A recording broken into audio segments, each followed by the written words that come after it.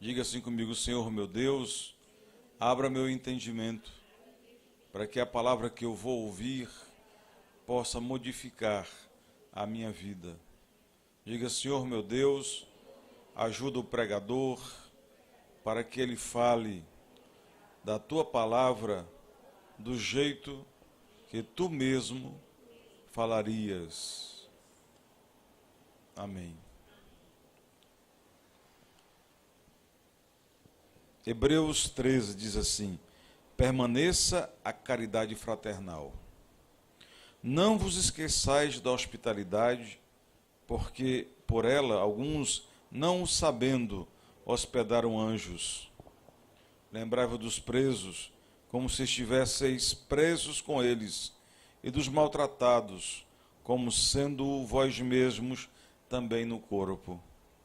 Venerado seja entre todos o matrimônio e o leito sem mácula, porém, aos que se dão à prostituição e aos adulteros, Deus os julgará. Sejam vossos costumes sem avareza, contentando-vos com o que tendes, porque ele disse: não te deixarei, nem te desampararei. E assim, com confiança, ousemos dizer: o Senhor é o meu ajudador, e não temerei o que me possa fazer o homem. Lembrai-vos dos vossos pastores, que vos falaram a palavra de Deus, a fé dos quais imitai, atentando para a sua maneira de viver. Jesus Cristo é o mesmo, ontem e hoje e eternamente. Não vos deixeis levar em redor por doutrinas várias e estranhas, porque bom é que o coração se fortifique com graça, e não com manjares, que de nada aproveitaram aos que a eles se entregaram. Palavras que nos salvam. Louvado seja Deus. A Escritura, ela tem um contexto muito simples, é o amor. Onde você for, é o amor. Mas não é esse amor soft, diet, esse amor que a gente vai embromando no dia a dia, não. O amor de Deus, ele é muito mais severo, ele é muito mais contundente. O amor de Deus, ele exige muito mais de nós do que nós podemos imaginar.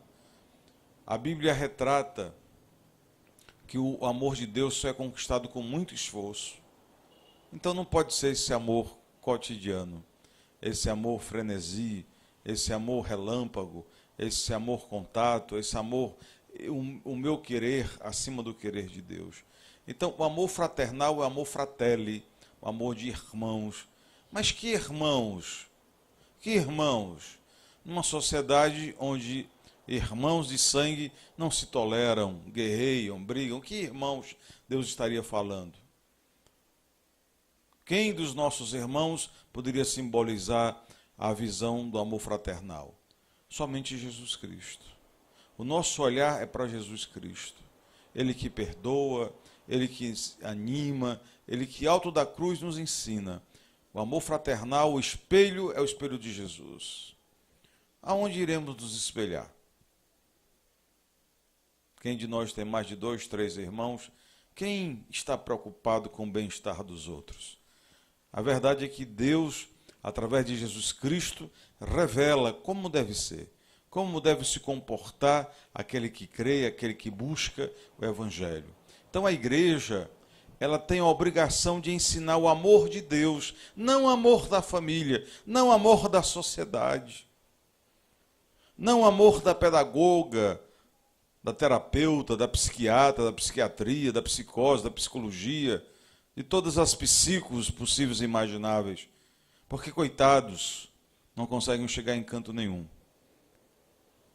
Então a gente observa que na sociedade moderna, Deus foi despejado. A gente tenta resolver nossas lides, nossas lutas, somente com a gente mesmo. Com escola, com psiquiatria, com doutores, com reclames, com brigas, com confusões. Achamos que a escola que entregamos ao filho, achamos que o dia a dia já compensa. Isso é um erro fatal, um erro crucial, um erro tenebroso. Então nós precisamos ter coragem de dizer que precisamos colocar Cristo, colocar Jesus, o exemplo dele, não a idolatria, mas o exemplo dele em nossos lares. Não para que nós digamos, puxa, Jesus viveu assim, mas para que nós tenhamos a coragem de dizer, assim como ele viveu, eu também vivo eu conforme ele viveu. Dentro de um lar pacífico, amoroso, zeloso, perdoador, construtor da graça e do poder do Senhor. Essa palavra é uma palavra perigosa. Muitos crentes fervorosos, após pregarem uma palavra tirada aqui de Hebreus, foram levados à morte.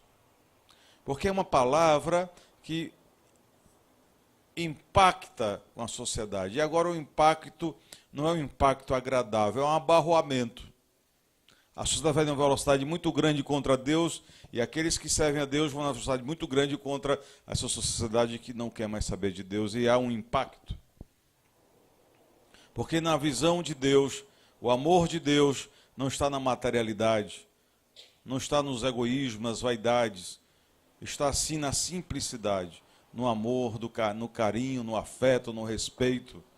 O maior presente que a família pode dar para si não são os eletrônicos, mas, na verdade, encher a casa de amor, de paz e de alegria. E não conseguirão fazer isso indo ao shopping, não conseguirão isso indo aos magazines, não conseguirão isso indo nas chinas da vida. Só conseguirão isso com o Espírito Santo. É preciso que nesses dias, digamos, da urgência de que o crente tem que ter, de pedir a Deus para que esteja no meio deles. Nós vivemos numa época do materialismo muito pesado. Vivemos numa época do desengrejamento, onde a igreja deixou de ser um lugar onde Deus impera, e a igreja virou praticamente um shopping. Então nós somos aquele reduto, aquele pequeno povo que teima em trazer o evangelho puro, com a coragem dos destemidos, porque sabe quão difícil é receber a palavra de Deus tal como ela é. O que a palavra vai dizendo para a gente é a seguinte, olha, não vos esqueçais da hospitalidade, porque muitos, sem saber, estão hospedando um anjo do Senhor. Eu costumo pensar que Deus tem o poder de materializar anjos a toda hora, a todo momento. Certamente qualquer um de nós teria uma história para contar, de estando num sufoco, num aperreio, clamando a Deus, e aparece uma pessoa bondosa e nos ajuda ali, uma pessoa que jamais veremos novamente. Nós nos esquecemos que nós próprios fomos feitos pelas mãos de Deus, materializados pelas mãos de Deus. No ventre da nossa mãe, procurado alguém, não se acharia nada. No ventre do nosso pai, procurado alguém, lá não se acharia também. Alguém fez alguma coisa para que nós estivéssemos aqui. E olha que perfeição, olha que qualidade, olha que beleza. Somente um escultor espiritual para esculpir pessoas tão maravilhosas quanto vocês. Paulo, ele reclama da hospitalidade. Tratar bem as pessoas, conviver pacificamente, ser tolerante com as pessoas, perdoar as pessoas, amar as pessoas. É isso que Paulo chama de hospitalidade. Não fazer acepção de pessoas. Paulo, ele pede aqui para que nós olhemos para os presos. E mais uma vez eu chamo a atenção dos irmãos que não é nenhuma campanha para os presídios tão somente. Embora estejamos lá, nossa igreja está lá com o programa Milagres, graças a Deus. Mas esse preso, muitas vezes somos aqueles que estão aprisionados em seus desejos, em suas preocupações, em suas angústias, em seus medos. E um dia também estivemos mais presos do que talvez estejamos hoje. E o Senhor nos pede, através da palavra, para nos lembrarmos dessas pessoas que estão prisioneiras. Às vezes a irmã ou o irmão aqui presente pensa o seguinte: eu não vou falar de Deus para fulano não, que fulano é tão animado, é tão comunicativo, é tão simpático, deve ter muito Deus naquela pessoa. Lê do engano, ali é só uma fachada. As pessoas estão precisando de Deus. As pessoas estão precisando do poder de Deus. As pessoas precisam acreditar que há um Senhor de nossas vidas que reclama pelas nossas almas. Como diz o Salmo, um Deus ciumento. Um Deus ciumento. Que não se alegra com a estutícia, com as tolices que muita gente faz consigo próprio. E Paulo vai dizendo aqui, no versículo 4, esse é um versículo que a igreja vem refletindo o tempo todo, porque é muito grave, portanto, merece ser refletido. Venerado seja entre todos o matrimônio e o leito sem mácula. Paulo está dizendo aqui, jovens, ele está pregando para nós ao respeito à sexualidade. Não importa o que você acha, nem o que eu acho. O que Paulo está dizendo é que relacionamento sexual só depois do matrimônio. O que a palavra de Deus está dizendo é que o relacionamento do casal, dos jovens crentes, deve ser sem mácula. Pastor, mas eu já entrei nessa saia.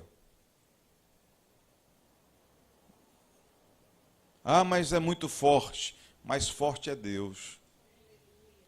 Na verdade, se as suas fraquezas são fortes, é porque Deus está enfraquecido em você. Furtivamente, vou deixando as minhas orações, vou deixando meus compromissos, como acontece com qualquer um. Acontece com você, acontece comigo, com qualquer pessoa. Se eu não tomo os alimentos diariamente, eu fico fraco. Uma pessoa fraca, ela é susceptível a qualquer enfermidade. A gente vai brincando com isso. Então, Paulo, ele reclama disto. Às vezes eu vejo, irmãos, uma guerra, uma tendência ao belicoso, e está discutindo atividades das pessoas, essa ou aquela. Mas a palavra de Deus nem cogita a possibilidade de ser algo diferente do amor entre o homem e a mulher. E em sendo o amor entre o homem e a mulher, deve ser conduzido sem mácula. Imagina outros amores, imagina outras tendências, inclinações da carne. A nossa visão espiritual é nos arrastar do animal que há em nós. Às vezes eu estou com muita fome, eu observo uma coisa curiosa comigo. Eu estou com muita fome, então eu não vejo outra coisa do que comida diante da minha cabeça. Eu digo, eu quero comer. Quero comer. De repente eu me vejo igual um cachorro. É ou não é? Sim ou não? O que acontece quando a gente faz um jejum? Estou com fome do mesmo jeito. Estou com desejo do mesmo jeito. Mas não vou comer. Eu sou mais do que meu estômago. Eu sou mais do que meus instintos. Isso me dá maturidade espiritual. E se estou faminto, se eu estou desejoso demais, é porque eu estou esvaziado do alimento espiritual, que, entre outras coisas, me alimenta até fisicamente. Então, Paulo, ele não está brincando com isso. Esse debate, essa discussão, se pode, se não pode, se relacionamento X, Y, Z, não existe isso na nossa cabeça.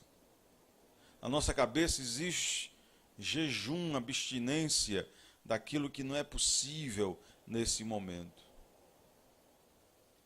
Paulo diz que quem é desatencioso com isto não entra no reino dos céus. Por que será? E o que é esse reino de Deus tão propagado? Será que é um terreno que eu posso conquistar no Armagedon? Veja quantos crentes estão imaginando um conflito bélico com arsenal atômico e que vai lá ter um conflito lá em Jerusalém, e vai lá, vai o Deus com bombas, pá, pei, buf. Que isso, pessoal? Que isso, pessoal? Todos os dias, milhões de pessoas sucumbem, milhões de pessoas.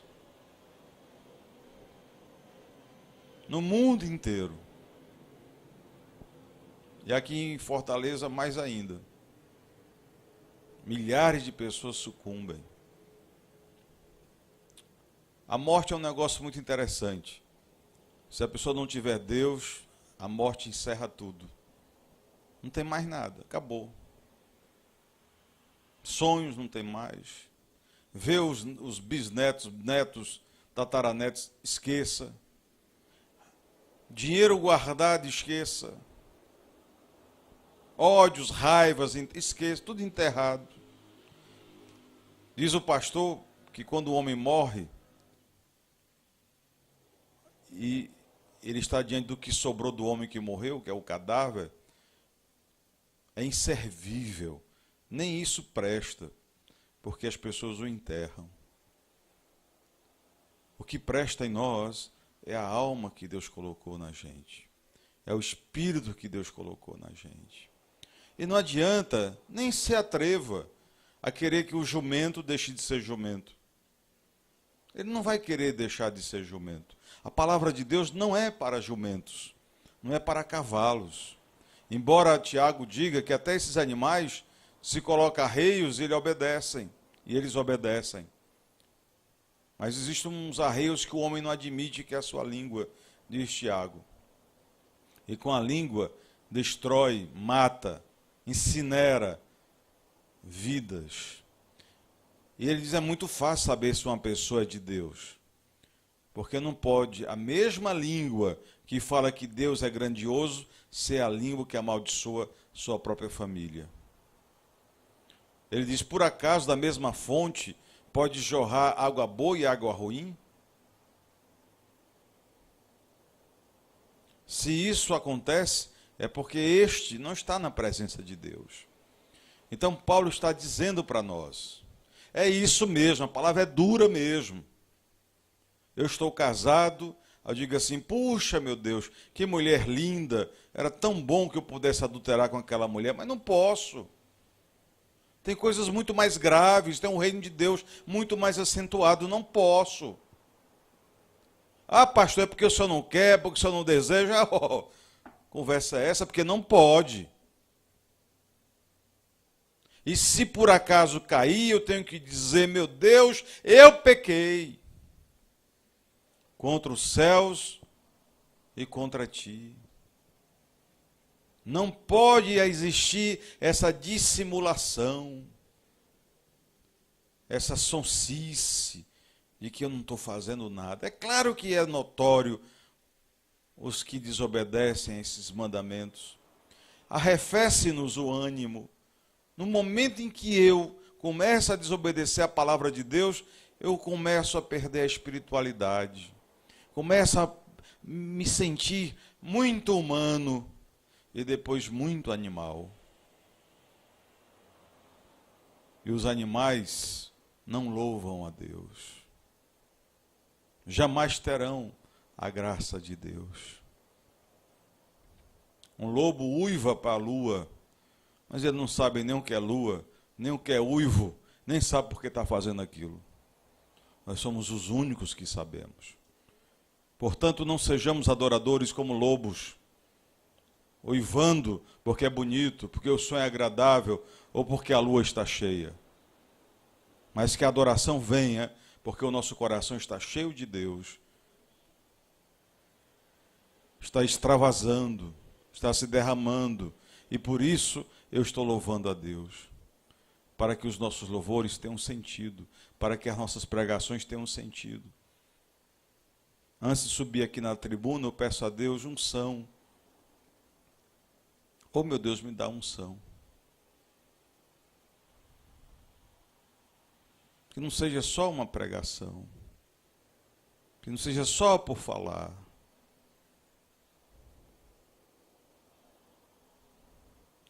Dai-me unção, porque é o que nós estamos buscando. A unção é o alimento pelo qual fortalecemos o nosso interior. A unção é o alimento pelo qual temos forças para renunciar às manobras de Satanás. A unção é o mecanismo pelo qual a gente pode dizer para a namorada, para a esposa: olha, querida, primeiro Deus, depois você. A unção é aquela que te dá poder de se observar no meio de uma luta tão desigual e ver alimentando no coração a ideária de que Deus vai me dar vitória. Mas como Deus vai dar vitória se tudo demonstra o contrário? Porque a unção faz isso. Faz com que nós sejamos como um profeta que vai para um vale de ossos, como Ezequiel foi no capítulo 37, e Deus diz para ele: ei, amigo, o que é que você está vendo aí? Só vendo ossos. Profetiza. Isto é, profetiza sobre uma vida vazia. Profetiza sobre uma vida diferente. Profetiza para tirar do teu coração a arrogância, a petulância. Profetiza para que nos próximos anos serão poucos, que ainda viveremos, que vivamos em paz. Nós temos poucos anos para frente para viver em paz. Não gastemos as últimas películas da nossa existência para afastar aqueles poucos que o amor de Deus ainda nos permite se achegar a nós. Então Paulo, ele está dizendo para os namorados: vida sexual, vida ativa, só depois do matrimônio. Ah, mas na Europa, nos Estados Unidos, no Japão, na Ásia, no Oriente, todo mundo já está amancebando-se.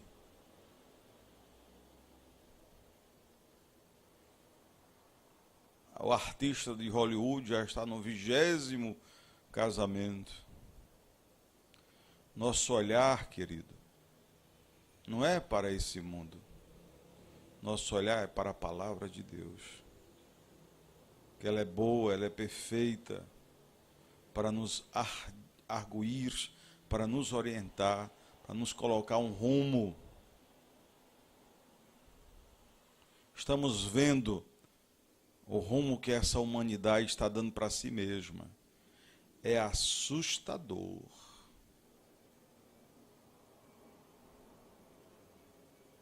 Eu vi esses dias um ex-presidente da República fazer um discurso alusivo à maconha e dizendo ali que a maconha não era tão danosa, não. Que inclusive era mais saudável do que o cigarro.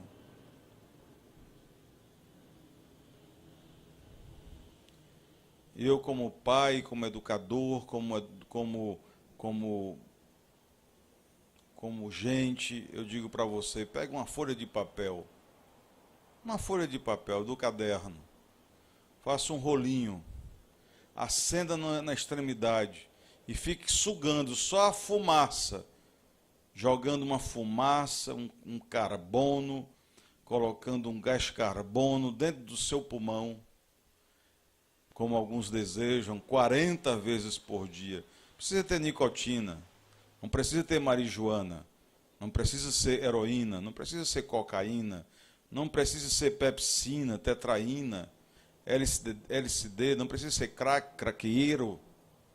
Não precisa nada disso.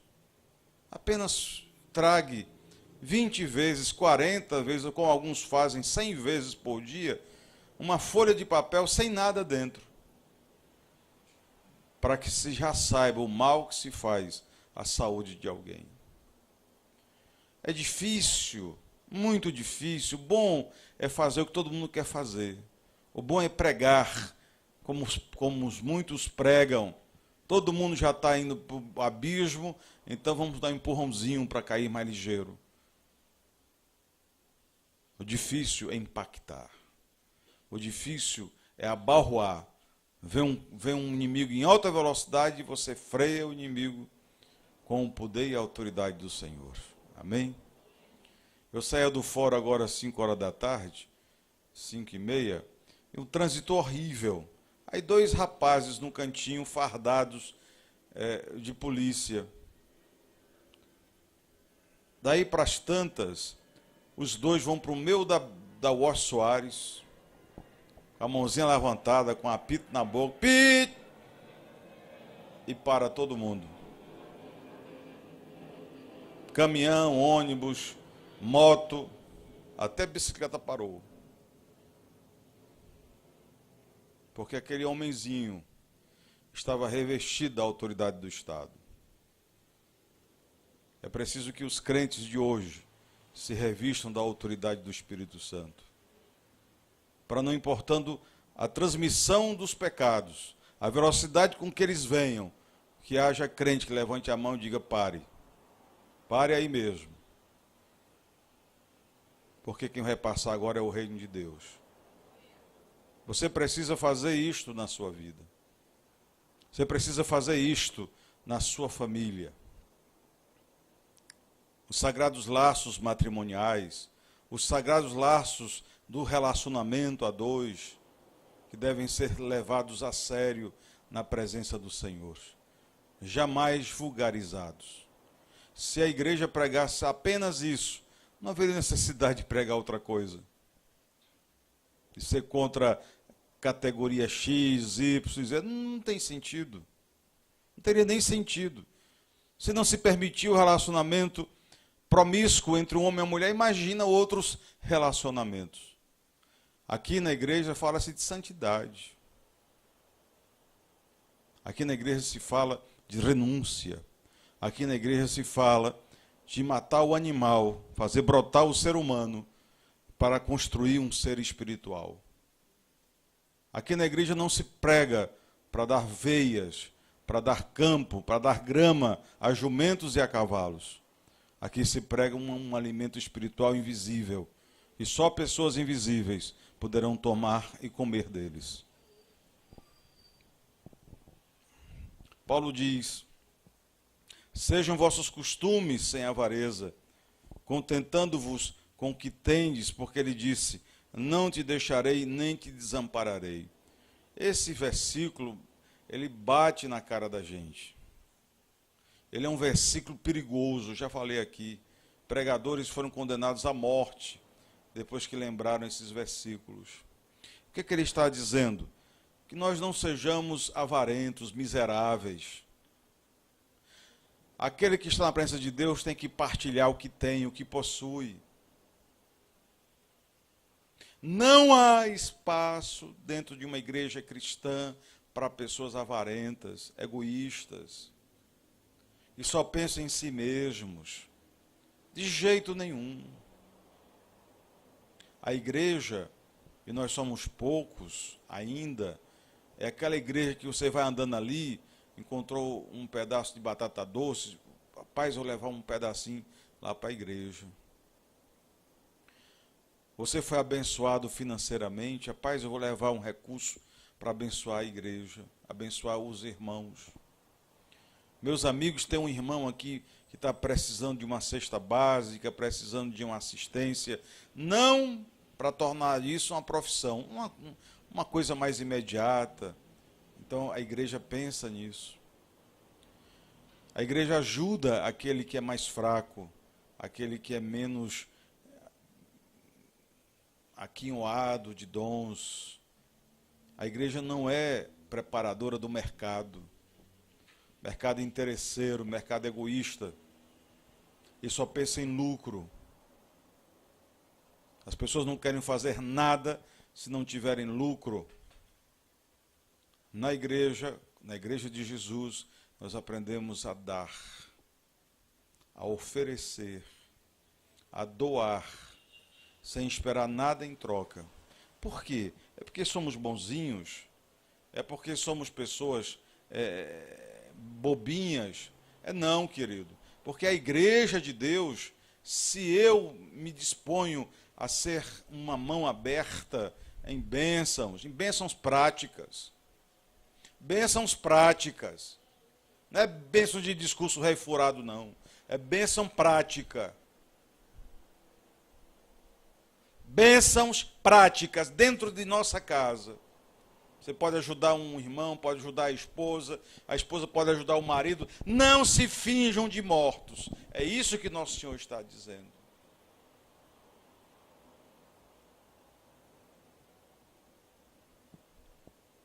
Já na igreja, não se finja de morto.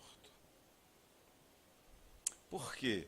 A Bíblia diz aqui, aquele que faz isso sabe que Deus não deixará aquela pessoa, nem vai desampará-la.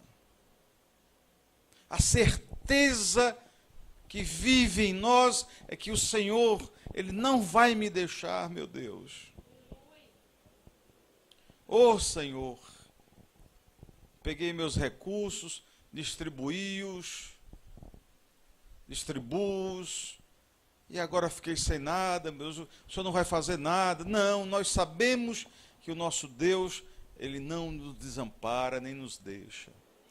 E aqui eu não estou falando daqueles destemperados que querem a todo custo, toda prova, ficarem ricos às custas da bondade dos outros. Não falo disso. Eu falo de generosidade. Eu falo de combater a avareza. Eu falo de você não estar tão preocupado com o seu futuro. Porque essa palavra vai pegar em você nessa noite. Eu vou fazer isso, vou fazer aquilo outro, vou fazer aquilo outro. Tiago diz, ei querido, não era melhor se você dissesse assim? Se eu estiver vivo e se for a vontade de Deus, eu vou fazer?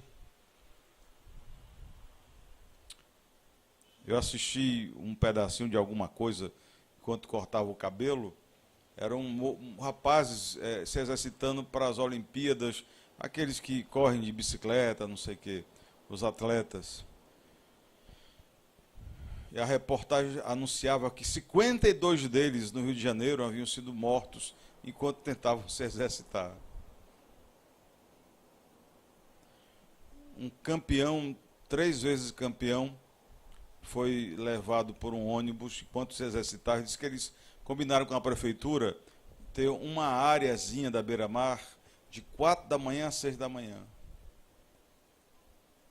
Foi a única hora que a prefeitura cedeu para que eles treinassem. Eles vão arriscar a vida deles para defender a bandeira da gente lá fora.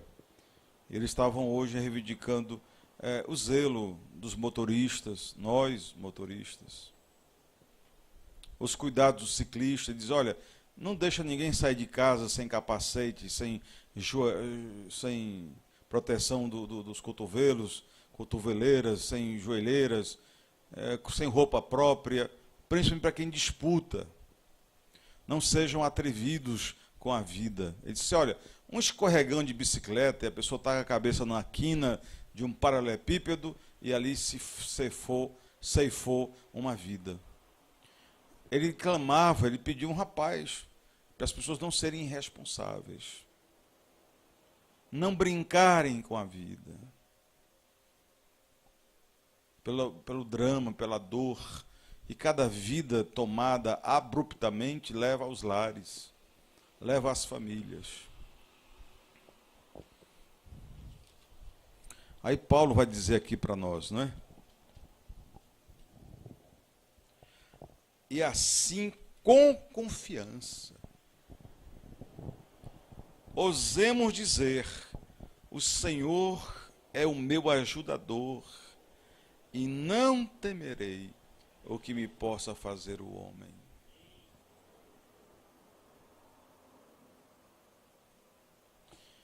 Esse hino, o capítulo 13, é um hino de fé, de confiança em Deus. Nós estamos caminhando aqui do capítulo 11, que trata de fé, no livro dos Hebreus, no capítulo 12, onde Paulo lembra que nós estamos rodeados por uma nuvem tão compacta de bênçãos.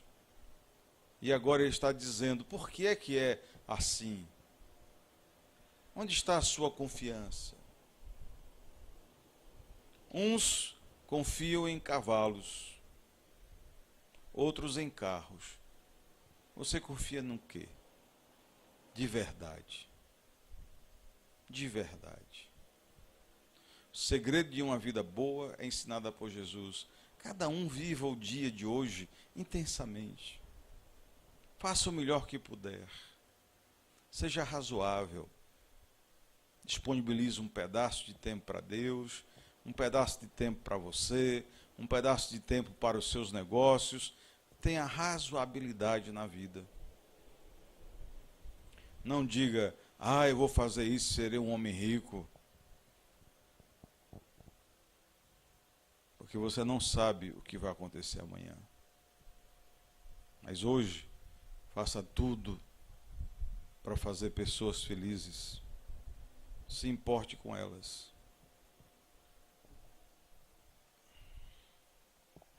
Lembrai-vos dos vossos pastores, que vos falaram a palavra de Deus, a fé dos quais imitai, atentando para a sua maneira de viver.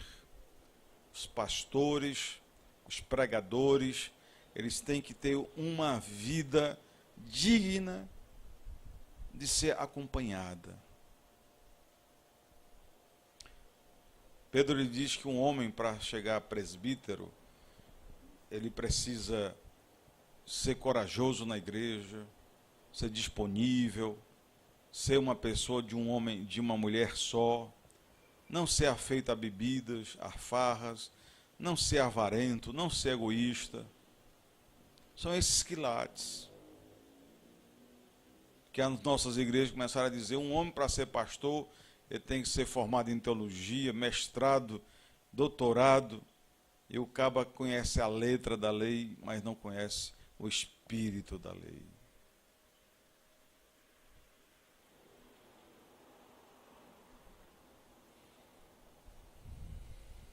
Então, os pastores quem são? Aqui na igreja, pastor Odenora, pastor Orlando, mas cada um de vocês é chamado ao pastoreio. Cada pai aqui, cada mãe aqui é o pastor da sua família. Seus filhos têm que olhar para vocês e dizer: puxa, eu quero acompanhar os passos do meu pai, da minha mãe, o jeito de ser.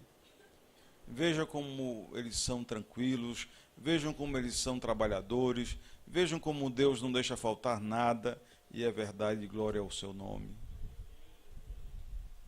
Dia após dia. Dia após dia. Como o Senhor derrama milagrosamente bênçãos sem medidas. Do nada. Do nada.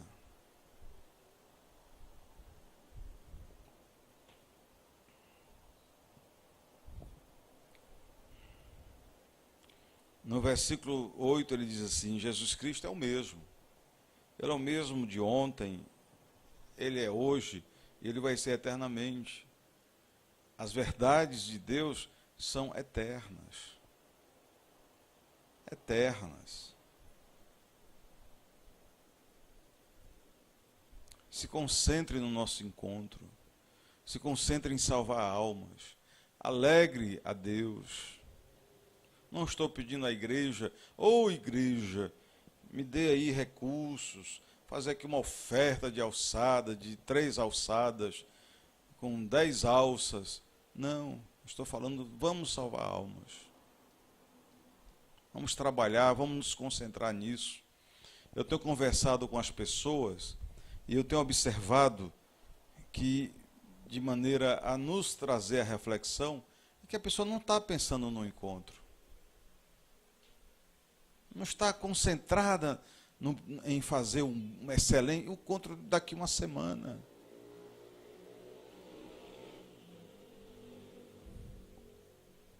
Quer colar, alguém me chega: eu estou pensando em fazer uma outra coisa, ir para outro lugar. Mas como assim? Como assim? Como assim? Como é que eu posso deixar a minha família, que precisa de mim, para cuidar de uma família que é abastada, que não precisa de mim de coisa nenhuma, eu vou ser só mais um lá, talvez nem entre, talvez nem me notem. Só porque lá tem número, só porque lá tem multidões. Então é urgente, irmãos, que nós tenhamos vergonha em nosso coração, que nós não machuquemos aqueles que conduzem essa igreja.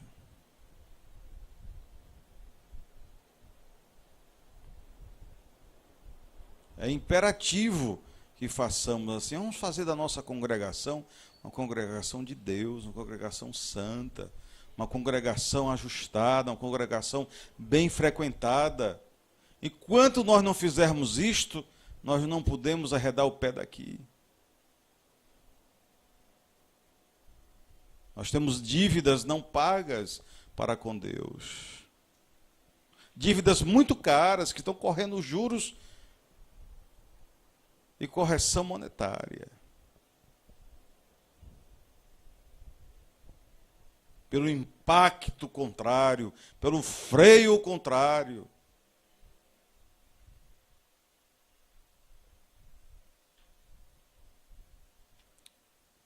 Dois anos atrás, estava no meu escritório e a gente assim com muita luta, muita batalha, muita guerra.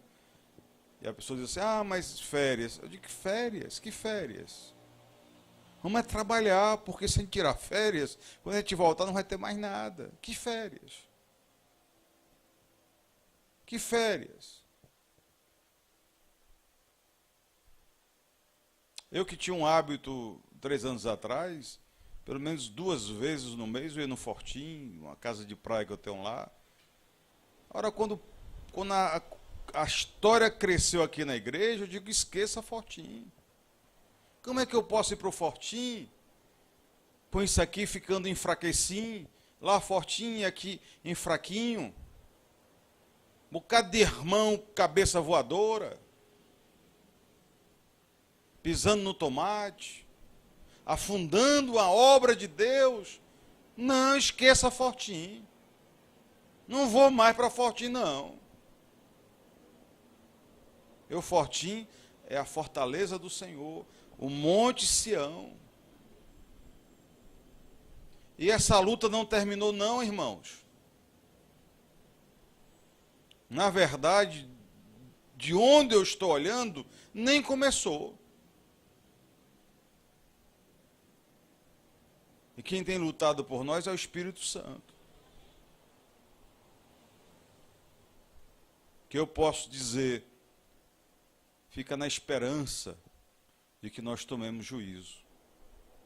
O Espírito Santo fica esperando. Diz, rapaz, essa igreja ali não tem mais chance naquela igreja, não. Aquela colar já virou a casaca, aquela colar já é do demônio, aquela colar só pensa em ficar rico. Talvez aquele grupinho ali, com aquele pastor pecador, barrigudo, talvez ele me deixe usá-lo. Porque eu não venho pregar, não sei se vocês reparam nisso, faz algum tempo que eu não venho pregar abobrinhas. Quem quiser ouvir abobrinha, vai assistir outros programas, vai para outras igrejas. Nossa luta aqui é salvar almas. A começar com a sua própria. Mas o irmão ali faz, o outro faz. Dane-se. Posso fazer nada, querido. O que eu posso é buscar não fazer tanta coisa errada. Então essa congregação, ela deve ao Espírito Santo, ela deve ao pastor Orlando. Um excelente encontro para salvar almas.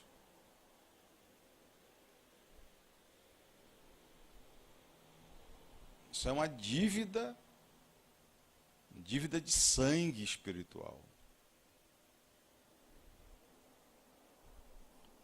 Ou fazemos isso, ou o demônio comerá pelos pés, como já o fez. E foi graças a jejum, oração e lágrimas de sangue que nós resgatamos alguns, mas nem todos. Não foi de graça. Foi com muita oração, muito jejum, com lágrimas de coração.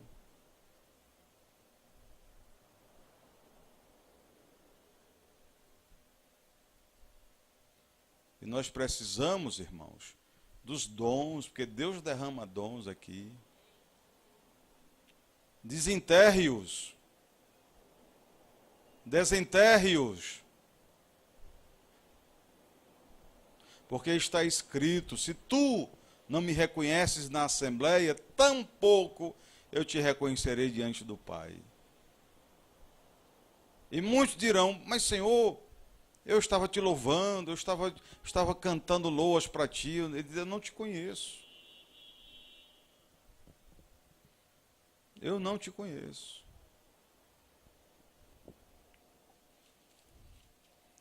E eu digo para você, o meu Deus, Ele tem capacidade de fazer melhor, muito melhor, do que qualquer estrategista tupiniquim poderia sonhar. O meu Deus, Ele tem poder para lhe dar a vida dos seus sonhos. Não a venda por pratos e lentilhas, por moedas vis, por preguiça, acomodação, e achar que a vitória dos outros é a sua vitória, que a alegria dos outros é a sua alegria. Não. Cada um tomará do seu próprio cálice, para a dor e para a alegria.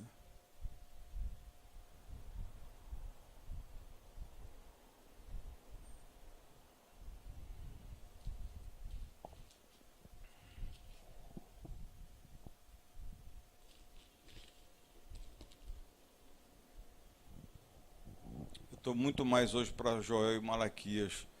Malaquias diz, olha, vocês estão furtando a Deus. Mas como estamos furtando? Ele diria, nos dízimos e ofertas.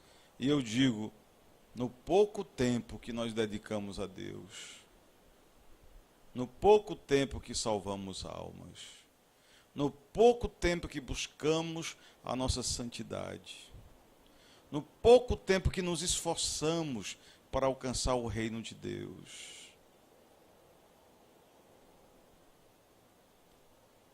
Somos tão pontuais para as coisas do mundo e tão impontuais para as coisas de Deus. E perguntamos, onde é que nós estamos te traindo, Senhor?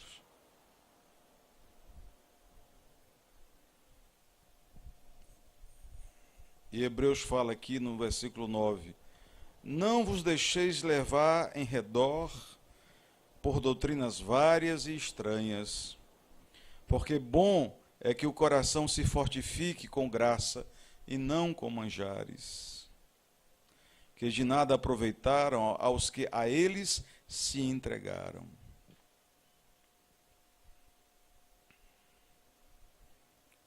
Oh, palavra de Deus. Não vá no bico dos outros não, meu querido. Não vá na onda dos outros não. Não vá na vaidade dos outros não. Nós estamos muito mais para Esdras e Neemias. Na mão, uma espada, na outra, uma colher de pedreiro. Porque acontecia um fenômeno. Os construtores do templo trabalhavam e os inimigos derrubavam o muro. Eles trabalhavam, eles derrubavam o muro. Então Neemias determinou que agora seria assim, uma espada na mão e a pedra na outra, para que os inimigos vissem que o crente, que o homem de Deus não é trouxa.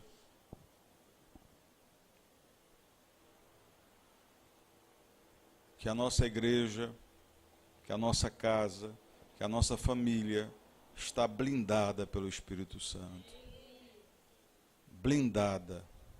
Diga comigo: a minha igreja, a minha vida, a minha casa está blindada pelo Espírito Santo.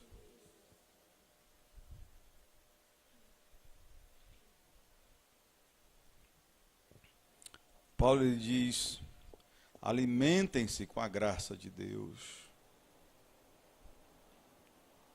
Alimentem-se com o poder de Deus.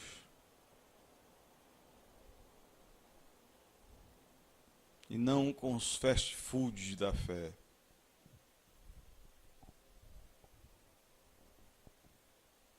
E não com uma crençazinha efêmera.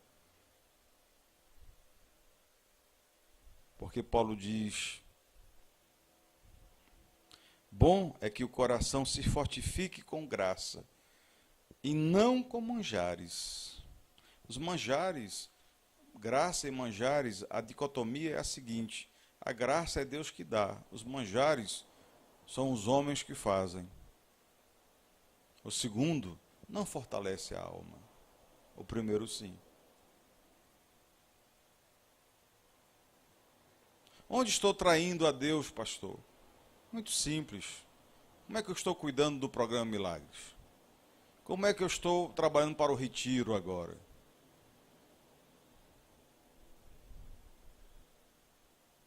O que eu vou fazer nesse final de semana, que é o último final de semana, antes do encontro? Sabe o que é que a igreja pensa fazer? Ela pensa em trabalhar para que a igreja vá para o encontro. Essa é a coisa mais pecaminosa que nós temos. Não era para isso estar acontecendo, mais uma vez.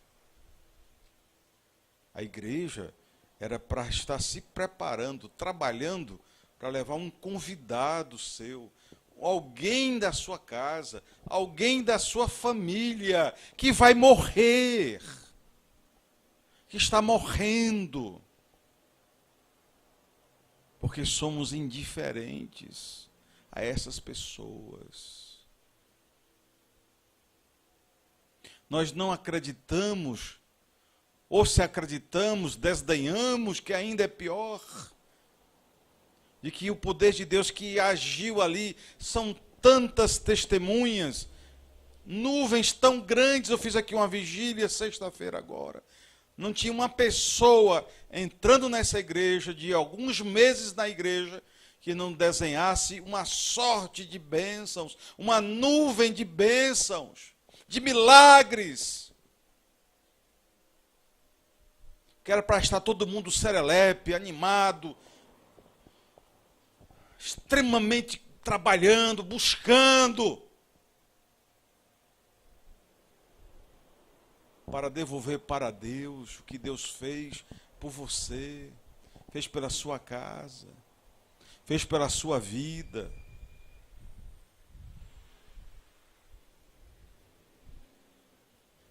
E olha de onde eu estou olhando e eu não estou vendo o que Deus vê. Eu vi que Deus fez muitas coisas em suas vidas.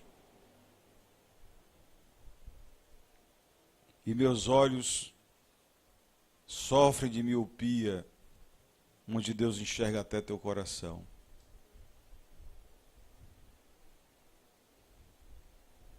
E a gente fica navegando, quando deveria estar trabalhando para o reino de Deus, para buscar almas, para salvar almas. Salve seus filhos. Fortaleza hoje é campeã de drogados. Pelo amor de Deus, todo canto, toda classe social, promiscuidade, prostituição, e não adianta gritar, bater, proibir, não adianta. Receba ao menos essa orientação desse velho educador. Não adianta. Só o que adianta é a mãozona de Deus protegendo sua casa. E você espontaneamente desliga a novela, espontaneamente desliga as porcarias deste mundo. Espontaneamente. Espontaneamente, ao invés de estar no mundo, querer ficar em casa, conviver com as pessoas.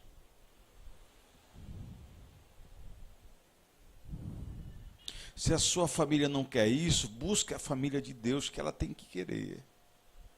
Ela tem que querer. Senão, não é de Deus. Não é por outra que Jesus disse: oh, querido, a minha mãe, o meu pai, os meus irmãos, imagino com que dor Cristo disse isso. São aqueles que ouvem a palavra de Deus e põem em prática.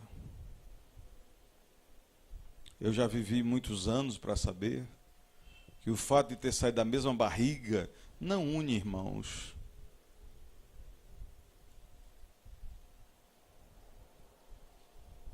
Sequer os filhos reconhecem os pais. Está aí os asilos lotados de velhos abandonados.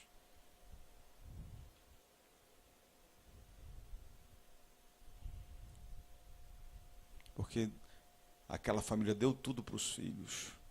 Farias Brito, uniforme, carro, iPads, iPods e iPods, mas não deu a Deus. Não deu o temor de Deus. Não deu obediência, obedecer a Deus. Fizeram da religião um mero ponto de encontro. Igrejas esvaziadas,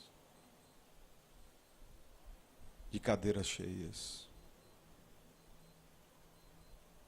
Nós queremos algo mais para as nossas vidas.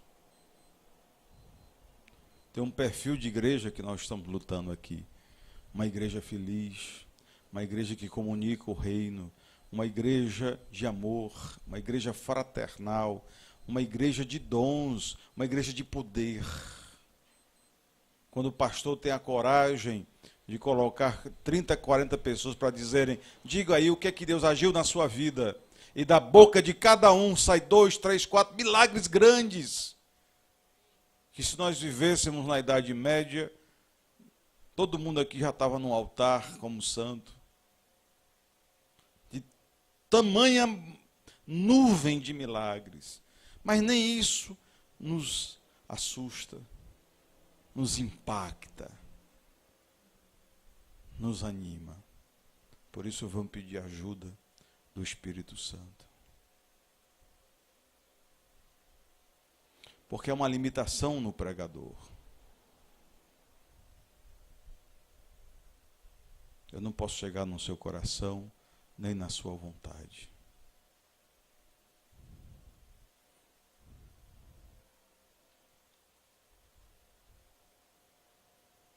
Mas o Espírito Santo pode, se você deixar. O Espírito Santo pode. Diga comigo, o Espírito Santo pode, se eu deixar. Para aí e pensa, eu estou deixando o Espírito Santo agir em mim?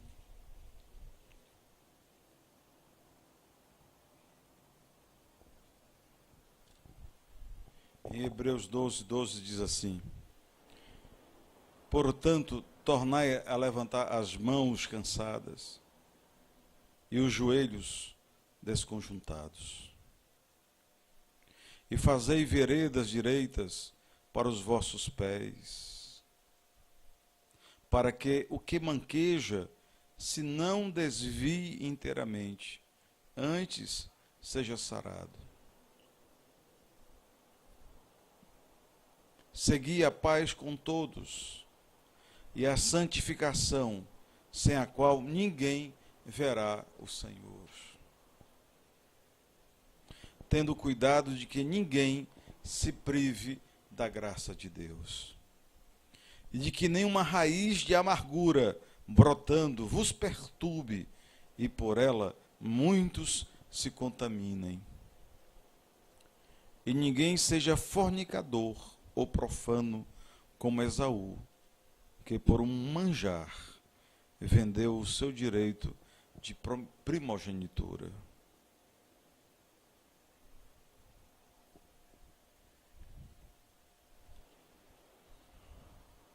Versículo 25 do capítulo 12 diz: Vede que não rejeiteis ao que fala, porque se não escaparam aqueles que rejeitaram o que na terra os advertia, muito menos nós, se nos desviarmos daquele que é dos céus.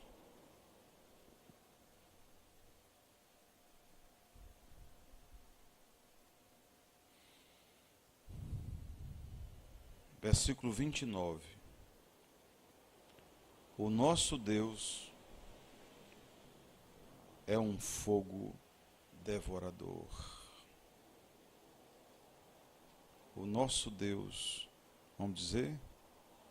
O nosso Deus é um fogo devorador. Vamos dizer? O nosso Deus é um fogo devorador. Diga comigo: devora, Senhor. Queima, meu Deus, a minha preguiça, a minha indisponibilidade para obedecer a tua palavra. Queima, Senhor, os dias vazios da tua presença, porque eu me escondi de ti por trás do meu trabalho, das minhas preocupações, como Adão e Eva se esconderam por trás das palmeiras. Eu tenho me escondido, Senhor, por trás das minhas desculpas, sempre procurando o responsável, além de mim, pela minha desobediência. Eu quero concluir, amados irmãos, trazendo para nós a palavra de Daniel, capítulo 11, versículo 32.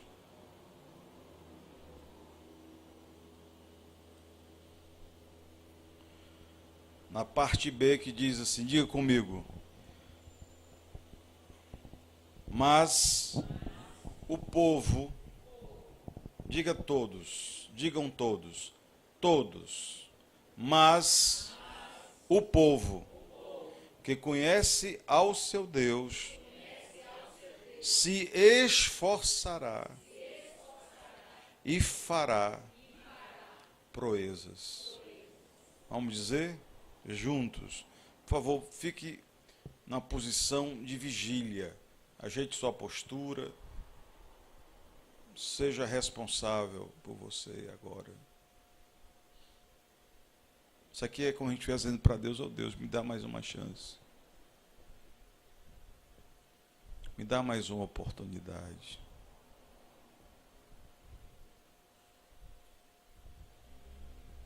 Me dá mais uma oportunidade, meu Deus. Eu aprendi com Deus que vocês são excelentes. Que aqui nós temos o melhor dessa terra. Essa é a razão pela qual eu permaneci pastor de um pequeno rebanho por tantos anos. A grandeza das outras igrejas, as riquezas desses oligopólios nunca me seduziram. As multidões ensandecidas, loucas, nunca me encantaram.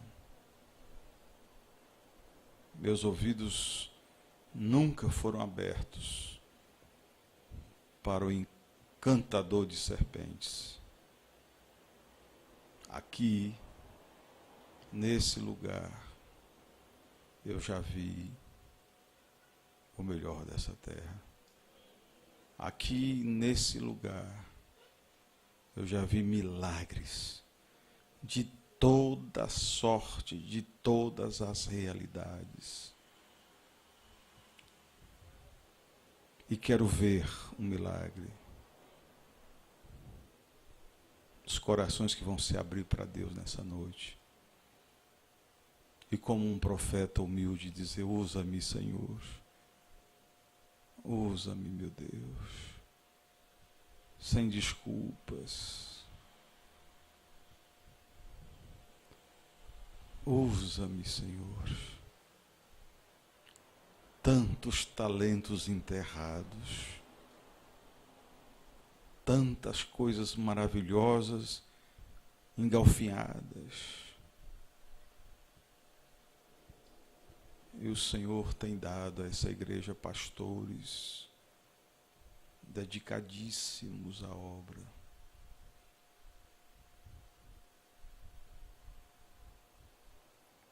E o Senhor já me honrou. Que eu já vi Satanás cair como um raio. Já vi toda a sorte de curas, toda a sorte de milagres. Vi vidas sendo restauradas. Tenho a alegria de ver, pela honra e glória do nosso Senhor, que uma palavra que a gente diz no rádio, uma pessoa escutando, é uma pessoa transformada, é uma pessoa curada, uma palavra. E essa palavra aqui é derramada em banquetes. Em banquetes o tempo todo. Não é justo que partamos para os nossos lares com fome. Partamos do mesmo jeito que chegamos, com olhar no prato de lentilhas, pessoal, dos outros, na farra dos outros.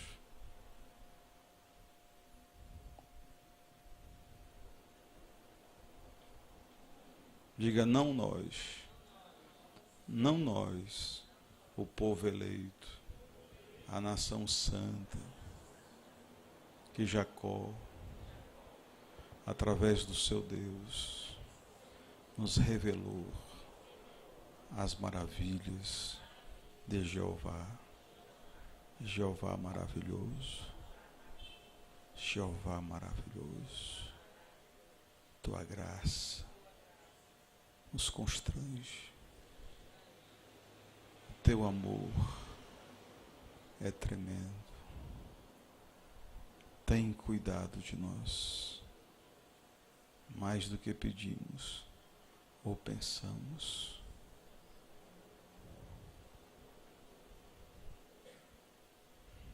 Diga comigo: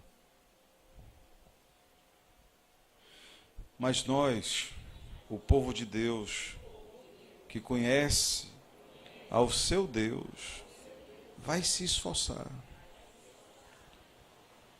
E então fará proezas. Fará proezas.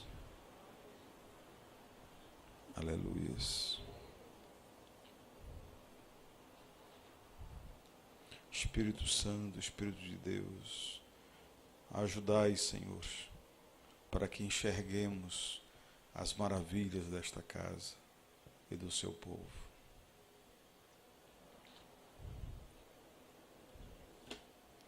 Assim pensando, vamos nos preparar para as ofertas e para os dízimos, com muita alegria, com muita disposição, sabendo que o Senhor é galardoador de dons e multiplicador daqueles que se dão em alegria.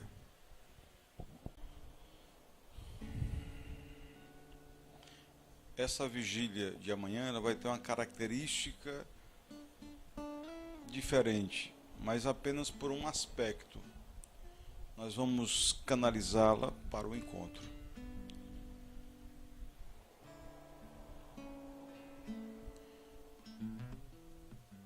E ao fazer isso, nós queremos que você, ao longo dessa semana, desse final de semana em especial, veja aí quantas almas você vai convidar para o encontro.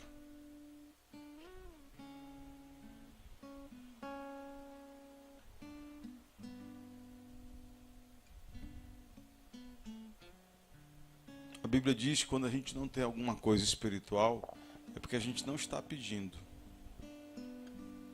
E se pedindo, está pedindo mal. Eu quero profetizar que nós não estamos nem pedindo.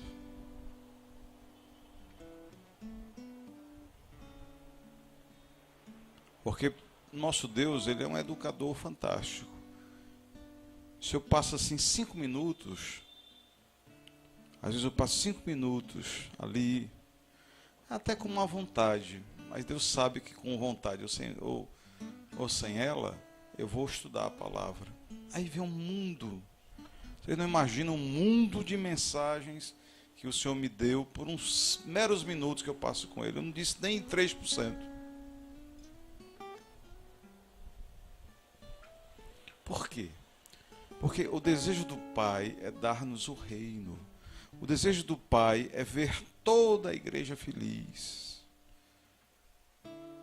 E não só uma igreja de pecadores que continuam pecando, que continuam no mundo, preocupados com as coisas do mundo, preocupados em se dar bem, como se fossem viver para sempre.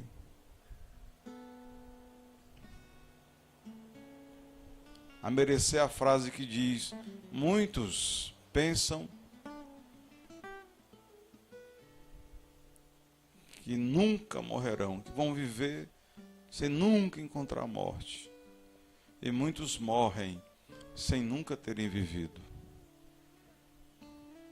Nós estamos aqui numa escola. Queremos aprender o reino de Deus. Queremos aprender como é que faz uma sociedade perfeita. Já que estamos insatisfeitos com a sociedade que está lá fora. Nós queremos que as pessoas avancem para um mestrado na fé. Saiam da alfabetização, pelo amor de Deus. E que desenvolvam seus dons. Porque é do interesse do Pai que desenvolvamos os dons espirituais. Então, cada um leve para casa esse desafio. Deixe de ser o desafio da igreja estar com você no retiro. Nos poupe disso. É uma vergonha. E que você abra um novo desafio na sua alma. De conduzir um perdido. Uma pessoa que você ama, uma pessoa que você quer bem. E uma pessoa que você vai dizer: olha, meu amigo, na amizade que eu tenho com você, eu quero lhe dar um presente. Eu quero levar você na presença de Deus. O que é o retiro? O retiro é a melhor casa de encontros de Fortaleza, Pociúncula. O que se faz lá? Lá se faz a melhor comida dessa cidade. Os almoços, os jantares são muito agradáveis. É uma festa. E aí os temas são temas para cima, de espiritualidade, de comunicabilidade, de amorização. É muito interessante. Resultados. Nunca vi um encontro, nem o pior deles, que todos não saíssem satisfeitos. Imagina esse próximo, que vai ser o melhor encontro dos últimos tempos.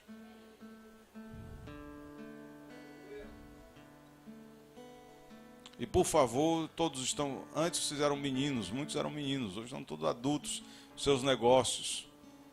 Não me falem de falência, porque o que eu vejo é todo mundo correndo atrás do seu.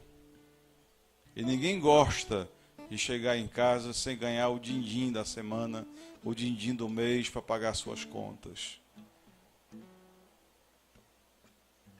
Mas há um salário que você tem que pagar, que é esse de salvar sua alma,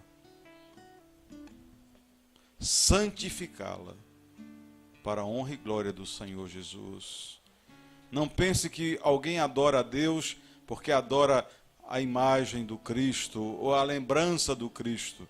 Você adora ao Cristo e a Deus quando você salva a sua alma, santificando-a pelo exemplo do Cristo. E ao seu exemplo, transformando a vida dos demais.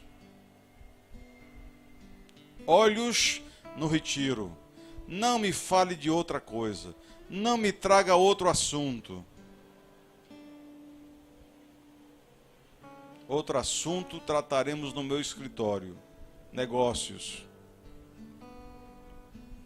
Saindo dos negócios, falemos do retiro. Ganhar almas. Ganhar almas. Vamos dizer comigo? Ganhar almas. Ganhar almas. Diga, eu ganhando almas.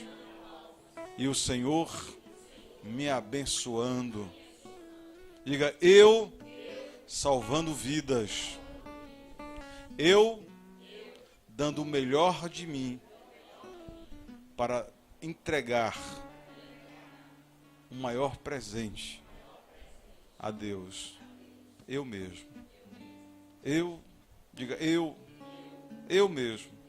Eu sou o melhor e maior oferta, ofertório, dádiva, presente que eu posso dar para Deus. Senhor Todo-Poderoso, abençoe a você com essa nova missão de alcançar vidas. Essa nova missão de ser muito abençoado esse ano. Muito abençoado. Porque não se conhece, diz a palavra de Deus, que aquele que busca o Senhor e a sua palavra, que não seja prontamente abençoado. Em todos os sentidos. Santidade para você, para a igreja, para os pastores, em nome de Jeová. Deus te abençoe e te guarde, hoje e sempre. Aleluias. Na paz do Cristo, saudemo-nos uns aos outros, no amor de Deus.